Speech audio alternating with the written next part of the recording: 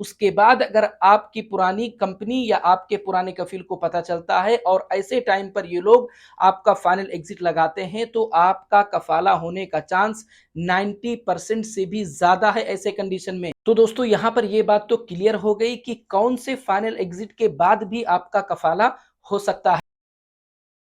Hello दोस्तों, कैसे हैं आप लोग। दोस्तों कई लोगों ने मेरे पास में ये मैसेज किया है सिर्फ और सिर्फ ये पूछने के लिए कि भाई अगर हमारा कफील या कंपनी हमारा फाइनल एग्जिट लगा देती है तो क्या हम अपना नकल कफाला किसी और कफील या कंपनी के पास में करा सकते हैं या नहीं करा सकते हैं।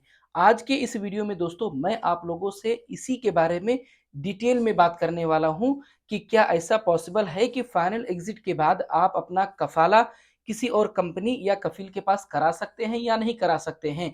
अगर करा सकते हैं तो कौन कौन से ऐसे कंडीशन हैं जिन कंडीशन में आप अपना कफाला करा सकते हैं, और अगर नहीं करा सकते हैं तो कौन सा ऐसा कंडीशन है जिसमें आप नहीं करा सकते हैं। डिटेल में बात करने वाले हैं। तो दोस्तों अगर आप लोगों ने मेरे इस चैनल को अभी तक सब्सक्राइब नहीं किया है तो प्लीज चैनल को सब्सक्राइब कर लें, क्योंकि मैं इस तरह के नए नए वीडियो आप लोगों के लिए लेकर के आते रहता हूं। तो चलिए चलते हैं, वीडियो को शुरू करते हैं।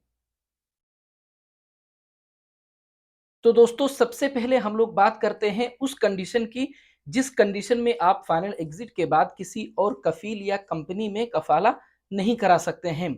फॉर एग्जाम्पल दोस्तों मैं आप लोगों को एक बात बताऊं, आप लोगों को भी पता है कि अगर आपका कफील या कंपनी आपका फाइनल एग्जिट अगर लगा देती है आपकी कंपनी दोस्तों, तो आप लोगों को मालूम है कि रूल के अकॉर्डिंग 60 दिन के अंदर अंदर आपको सऊदी अरबिया से बाहर निकलना होता है। अगर आप सऊदी अरबिया से 60 दिन के अंदर बाहर नहीं निकलते हैं, मतलब आप अपने मुल्क नहीं जाते हैं, तो फिर ऐसे कंडीशन में आपके ऊपर फाइन लगता है 1000 रियाल का। अब आप खुद सोचिए दोस्तों कि फाइनल एग्जिट का ये रूल है कि फाइनल एग्जिट लगने के बाद आपको 60 दिन के अंदर अंदर आपके मुल्क जाना ही जाना है। अगर नहीं जाते हैं तो आप पर फाइन लगेगा 1000 रियाल का। तो आखिर नकल कफाला कैसे हो सकता है। इससे ये पता चलता है दोस्तों कि ऐसे कंडीशन में आपका नकल कफाला नहीं हो सकता है। अगर ऐसे कंडीशन में आप अपना कफाला किसी और कफील या कंपनी के पास कराना चाहते हैं तो पहले आपको आपका ये जो फाइनल एग्जिट है इसको कैंसिल कराना पड़ेगा।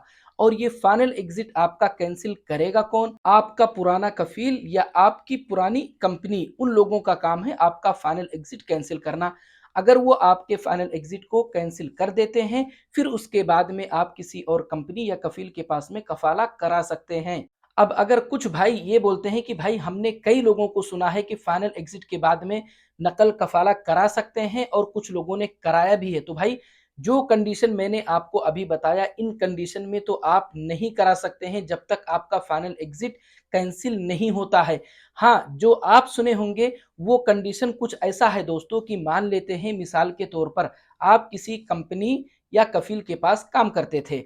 अब आप अपना नकल कफाला कराना चाह रहे थे किसी और कंपनी या किसी और कफील के पास में। जब आपने नकल कफाला के लिए किसी नए कंपनी या नए कफील से आपने बात कर लिया, उसके बाद में उसने किवा पर आपके साथ में एग्रीमेंट भी कर लिया, मतलब आपने कॉन्ट्रैक्ट को भी एक्सेप्ट कर लिया। कहने का मतलब यह है दोस्तों कि आप अपने नए कफील या नई कंपनी के साथ में नकल कफाला का जो प्रोसेस है उसको आपने स्टार्ट कर दिया। अब उसके बाद में आपके कफील या आपकी पुरानी कंपनी को पता चलता है कि आप किसी और के पास में कफाला लेने के लिए प्रोसेस स्टार्ट कर दिए हैं या लेना चाह रहे हैं या लेने वाले हैं। ऐसे कंडीशन में ऐसे टाइम पर जबकि आपका प्रोसेस ऑलरेडी स्टार्ट हो कफाले के लिए, ऐसे कंडीशन पे अगर आपकी पुरानी कंपनी या आपका पुराना कफील आपका फाइनल एग्जिट लगाता है, उसके बाद भी 90% से भी ज्यादा चांस है कि आपका कफाला किसी और कंपनी या कफील के पास में हो जाएगा। ये है मेन पॉइंट दोस्तों, याद रखिए। इसीलिए मैंने बहुत ही इत्मीनान और अच्छे से आप लोगों को समझाया है।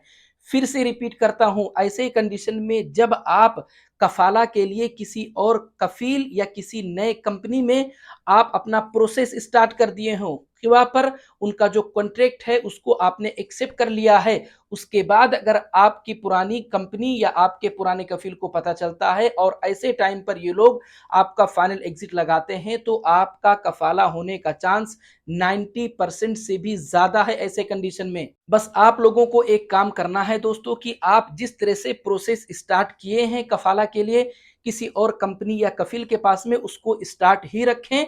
और आपका जो पुराना कफील या आपकी जो पुरानी कंपनी है उन्होंने जो फाइनल एग्जिट लगाया है उसको वैसे ही छोड़ दें, और आप अगर ड्यूटी पे जा रहे हैं तो ड्यूटी पे जाएं, नहीं जा रहे हैं आप अपने रूम पे हैं तो रूम पे ही रहें, लेकिन उस चीज को फाइनल एग्जिट को वैसे ही पेंडिंग में छोड़ दें, आप कुछ मत करें।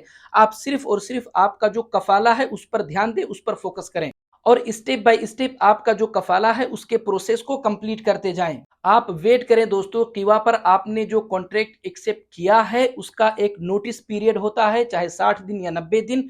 उसी नोटिस पीरियड के दौरान ही दोस्तों कभी भी आपका कफाला नई कंपनी या नए कफील के पास में हो सकता है। इतना है दोस्तों कि ऐसे कंडीशन में आपको जल्दबाजी नहीं करनी है। लास्ट नोटिस पीरियड का जो लास्ट डे है वहां तक आपको इंतजार करना है। अगर आपका नोटिस पीरियड भी खत्म हो जाता है दोस्तों और आपका कफाला नहीं हो पाता है, उसके बाद में आप कुछ और सोच सकते हैं।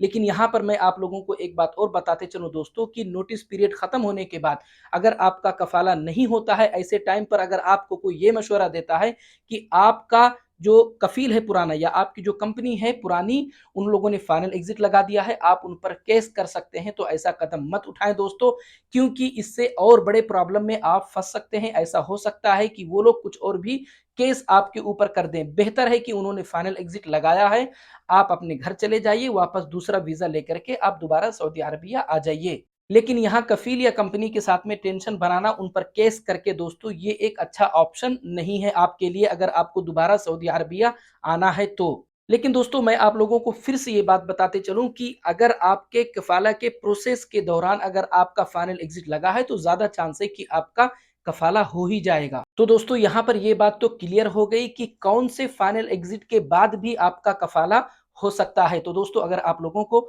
मेरा ये वीडियो अच्छा लगा, अगर आप लोगों को मेरी बातें समझ में आई हैं, तो प्लीज वीडियो को लाइक और चैनल को सब्सक्राइब जरूर करें दोस्तों, ताकि मैं जब भी अपना अगला वीडियो अपलोड करूं तो तुरंत आप लोगों तक पहुंच जाए। मिलते हैं अगले वीडियो में।